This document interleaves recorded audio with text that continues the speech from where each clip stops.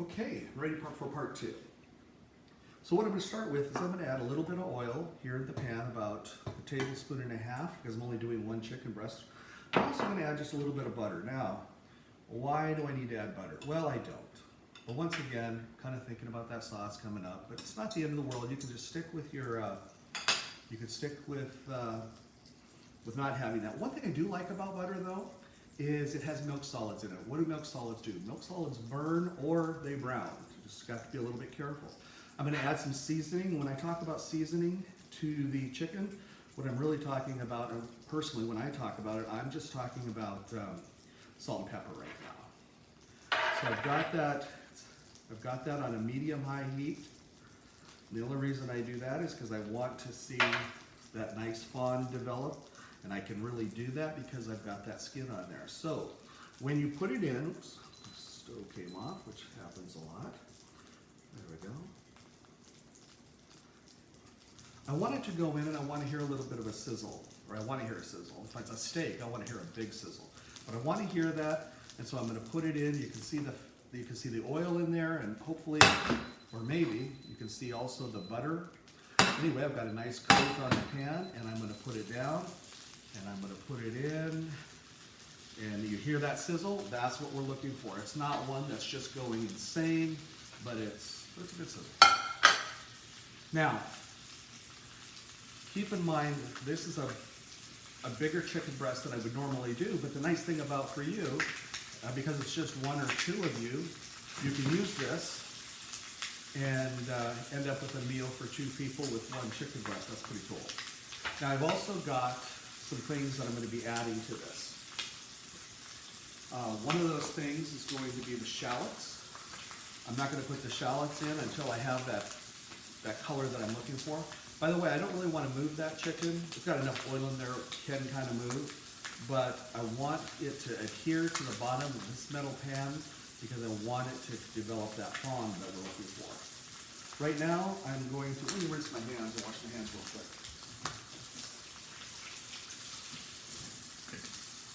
I'm going to take the rosemary that I'm using, and I'm going to go ahead and pluck a little bit off, a little bit of the flowers off, that I'm going to use at the very end. I'm going to use rosemary a couple different times in this recipe.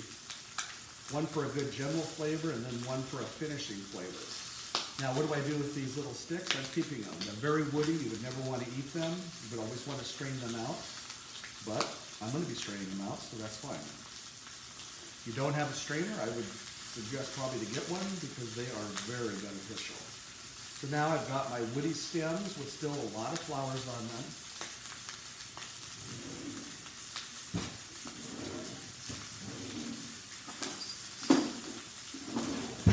Tongs that I can kind of check that meat. Now, what you also want to do that I didn't show you but is done is I went ahead, actually could have done more. Go ahead and trim the meat from the bottom. So you got the nice skin at the top. I'm going to turn this down.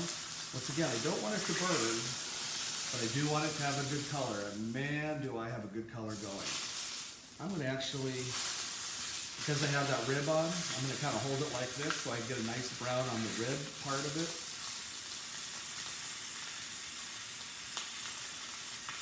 There we go.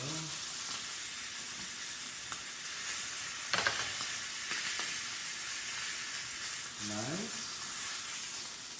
Very pretty. Now I'm going to do it on the other side. You'll never have to do this typically if you just got a straight breast.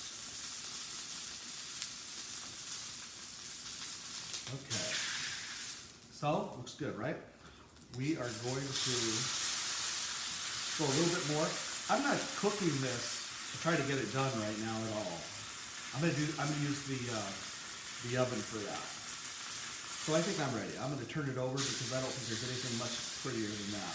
One of the reasons that you got such a good look out of that was because of that little bit of butter. Those milk solids really kind of brown up beautifully. So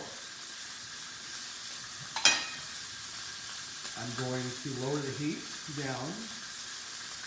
And I'm going to be adding a couple things. One is, I've got some oil in there already, I've got a little bit of butter. I'm going to add the shallots. What I don't want it to be is too hot. If I would have onions, I'd be less concerned, but I think shallots are a little more delicate, and so I'm not going to do that. I'm happy that they're in there creating flavor, but I don't need them to cook a great deal. Then before I put it in the oven at 425, by the way, I'm going to go ahead and take these stems from my thyme. You know what would be good in here is just a little bit of rosemary. Even when you're walking around, even the city, you're going to see plants that are rosemary. You can just take a little bit off of those plants, and I mean, it works. I use it, and I don't have. So I'm going to do this. I'm going to kind of break it up a little bit, kind of press on it, just trying to get those oils to release. But the oil in the pan is going to help those release, and I'm just going to put those in underneath. So beautiful right now. I've got my extra thyme for my what I call my finishing thyme, and I'm also going to now add my garlic, because I do want to build on that garlic. I'm going to put it back on the heat again, so we keep cooking a little bit. And I'm going to try to get that a little bit more cooked. And then I'm going to add, here's a decision. You're at a cross point right here. Is this going to be a braised chicken, or is this going to be pan roasted? What's one of the main differences is how much of this I put in right now. And I'm going to put in, because of the size of the breast, I'm going to put in, I'm not going to braise it, but I'm going to put in enough that I have a good amount of moisture. By the way, I want that skin side up because I'm going to want that crispy at the end.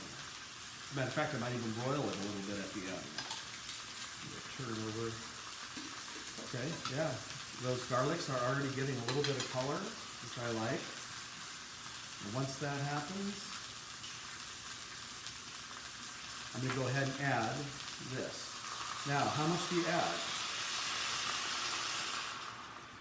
Well, I'm adding 1/4 of an inch. So, pan roasting. I would go a little bit more if I was pan braising. You know, a little bit more. But some of this is going to steam off, but I'm going to come out of there.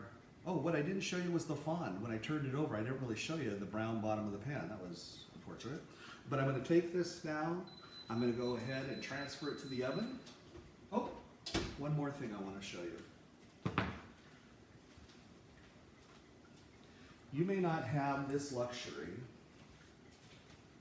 but happily I do. Make a great Christmas present. And I'm going to stick this probe in to the deepest part. I don't want to go too low. I want to get it right in the middle. And then I'm going to put it into the oven.